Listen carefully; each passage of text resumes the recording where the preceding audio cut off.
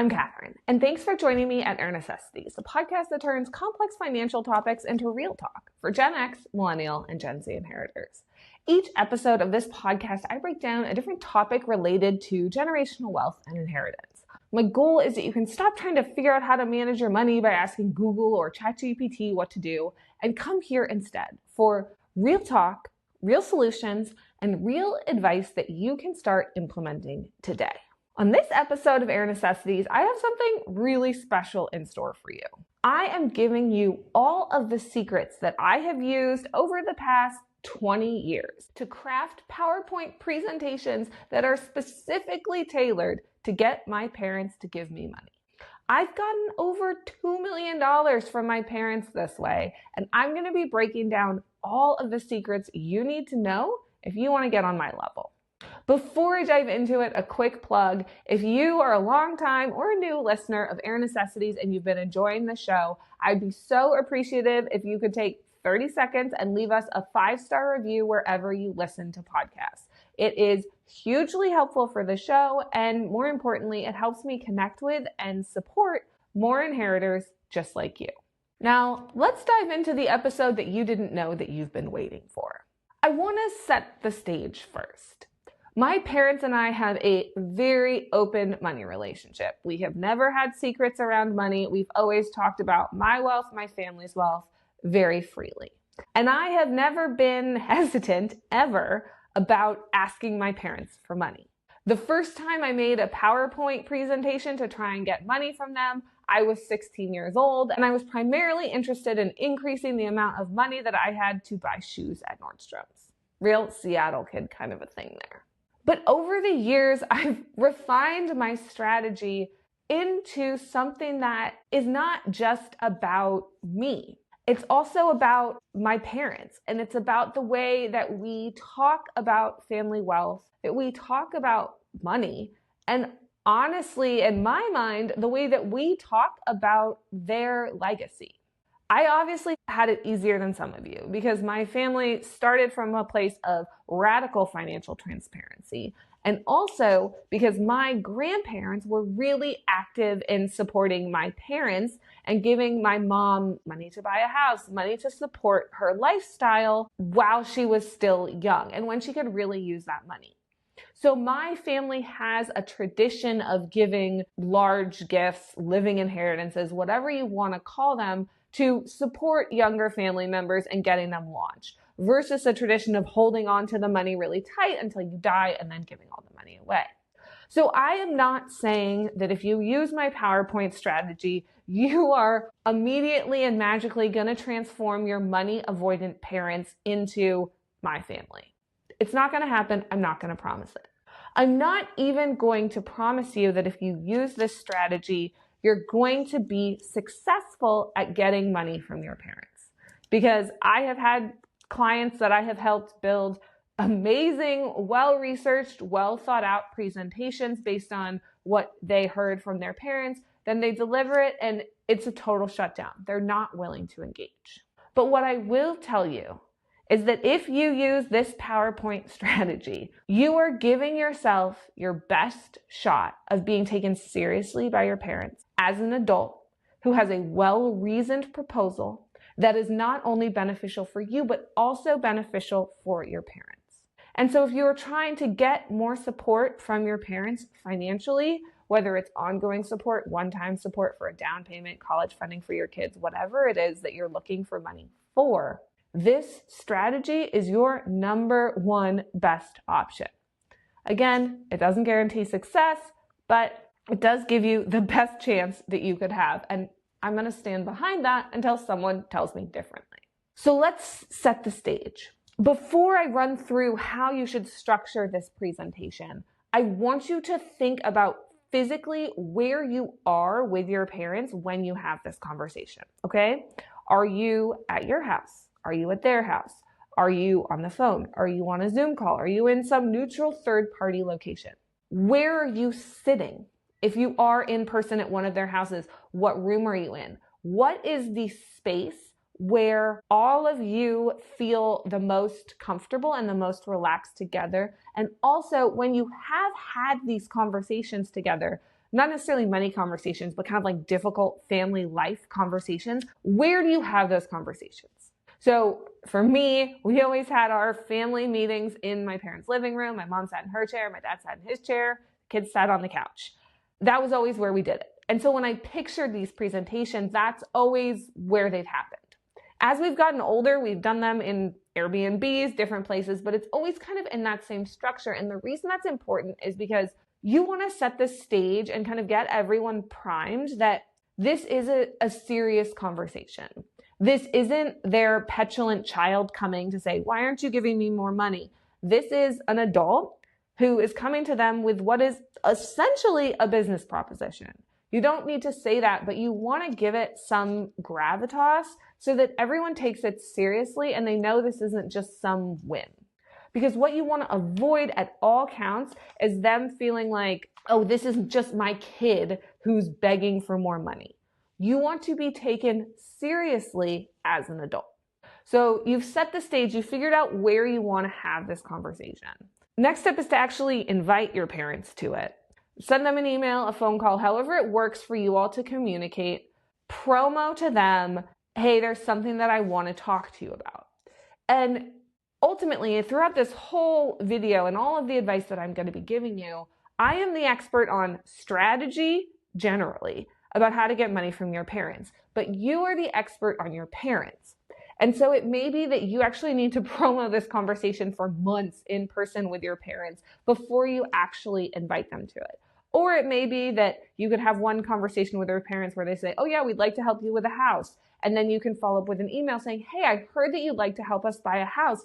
We actually have some thoughts that might be helpful for you as you think about how you can make that happen. Can we talk about them at this place in this location? Really important when you make this request, you are bringing them thoughts and ideas to consider that will make their life easier. First and most important point number one, this presentation will improve their lives. Now, it'll also improve your life, but you are not the point here. They are the point. You are catering this presentation to their needs. And that has to start when you approach them about having the initial conversation. This is not, hey, we want you to give us money for a house. Can we talk about it? This is, hey, you mentioned that you might be interested in supporting us in this way, and we have some ideas to facilitate that and make your life easier. Can we talk about it? So we know that the most important thing is making your parents feel heard, making them feel supported, showing them what's in it for them. How do you do that? When you are crafting your presentation, the first thing that you need to lead with, implicit, not explicit, is a shared fear. You need to, in your presentation, conjure the image of what both of you are afraid of. And this shouldn't actually be in negative imagery. It should be kind of honestly showing the inverse. So a lot of times people are going to be asking for help with money for a down payment on a house, right? Like this is the biggest time this comes up is money to buy a house because housing is expensive and most people who are rich and a lot of people who aren't rich get support from their families with a down payment. So thinking about that use case in particular, what is the shared fear there? Your fear is probably that if you don't buy a house, you're going to get priced out of the housing market forever. You're never going to have a house, right? Is that your parents' fear? Probably not. What do they want? They want you to be safe, to be reasonably comfortable, not too comfortable, and to live a life that you can afford. And so the shared fear aspect may be rent is getting expensive and we would like to buy so that we can start building equity for our future. But we can't do that without some help for you. Do you see that flip there? Now, we've talked about something in a positive direction, how they can help, but you've also put the seed of that fear in there. Oh, well, if they're renting forever, well, that's not a good thing. I don't want my kids to rent forever, right? Homeownership is the American dream. Obviously, it's not going to work in all families, but I want my kids to be able to buy a house, to be settled. If you have kids or you're planning on kids, that can sometimes be a big draw too, right, for your parents, specifically in the housing situation. So you create and allude to that shared fear, that shared concern without going negative, right? The whole tone, this needs to be a positive presentation. You are here, you're peppy, you are appreciative of their time, regardless of the outcome. This is not an outcome-based presentation. It is a goal-based presentation, the goal being positive family money communication, or at least getting more information. So you've opened with this version of a shared fear, whatever that shared fear is, depending on what you're trying to get in your relationship with your parents. The next step is to bring in some clarity. You've said what you're afraid of, what they're afraid of. You've alluded to it. Would it be helpful for you parents to know what I want, or to know what we're asking for and why? Here is, as a preview, the thing that we are going to be building towards in this presentation. We would like your support with a down payment to buy a house. You're not putting numbers here. Numbers are coming later. This is the thesis statement of your presentation. My pitch, and I'm going to show you over these next slides, over this next conversation, however you're structuring it, is that it would be mutually beneficial if you gave us money to buy a house. You're not going to say it like that, right? But that's the vibe that you're going for with this piece. So you build a shared fear, and then you tell them where you're going. What is this presentation going to do to alleviate that shared fear or that shared concern? You're providing clarity in that piece about what you're going to be talking about and how the facts and the figures that you're about to be presenting are going to ultimately, again, lead back to that shared fear and alleviate that shared concern. After you've laid out that thesis statement for the presentation, you're going to lay out things as they currently stand. And this is where you, the child, is going to take the first step into opening your family's money relationship into radical financial transparency. You are going to do this by showing them everything first. You're going to show your parents your budget, how much you're spending, and what you are bringing to the table.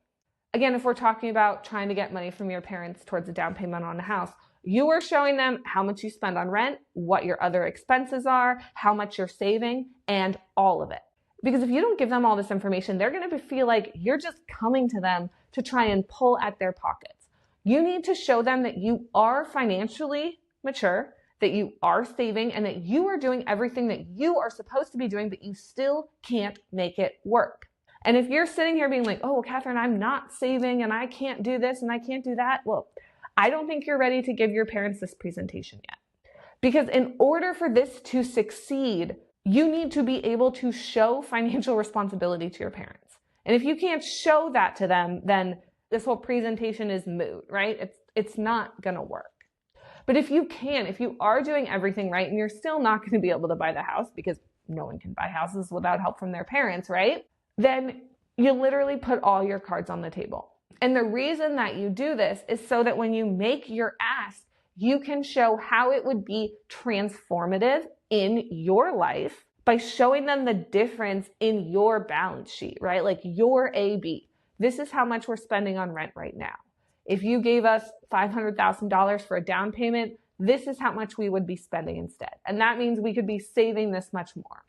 Or that means that, whatever the outcome is that's positive for you, you can show it in terms of the dollars and cents, and it's going to impress your parents to know. And more importantly, talking about shared fears, your parents are always afraid that you're not financially responsible enough. Even if they know you're financially responsible, they're always afraid you're not, right? And that's just like a parent thing.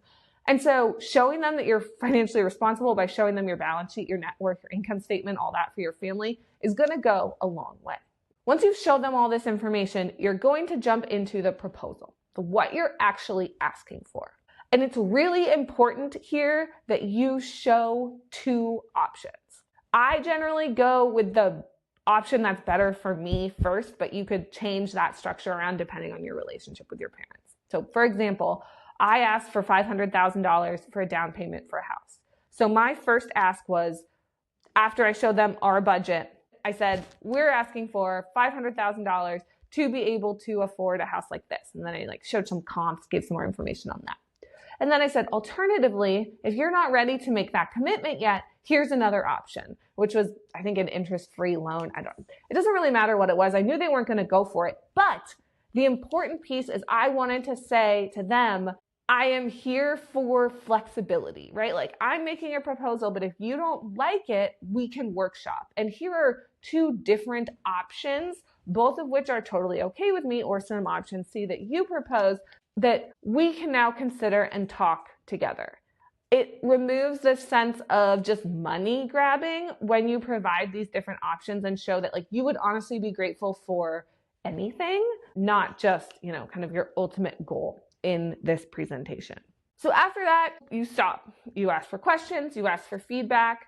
And this is where I want to remind you again that going into this, you need to not have an attachment to outcomes. You need to see this presentation and this process as part of a journey of building radical financial transparency with your parents and seeing how they react. Because what happens a lot of times in families is this will kind of get bandied around like, oh yeah, we'll give you money to buy a house, or sure, we'll fund the kids 529s, but then nothing actually happens.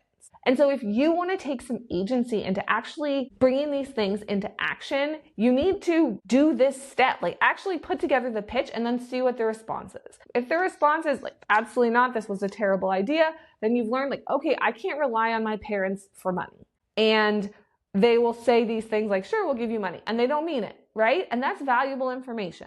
And if they say yes, then it's like, well, great, it worked, because it does oftentimes work. And if they say they need to think about it, then at least you've moved the ball forward. But if you're trying to do it, you need to actually put the work in. And blaming your parents because they said they'd do it and then they didn't do it just isn't a good look. If you want to make this happen, then you need to do the work to make it happen and to see how it's going to go with your parents from there. I just dropped a lot of information on you in this episode, and I know that it's hard to build this presentation. I have been practicing it for 20 years, and I never knew that this would be a valuable skill. But now one of my favorite parts of my job is helping current and future inheritors like you build these presentations to have more in-depth and honest family money conversations with their parents. If you're interested in learning more about how I can help you broach this subject with your family, you can shoot me an email, Catherine@sunnybranchwealth.com, send me a DM on Instagram @sunnybranchwealth, or if you're not ready to chat yet, you can catch me on next week's episode of Heir Necessities for more tips for current and future inheritors. I'll talk to you then.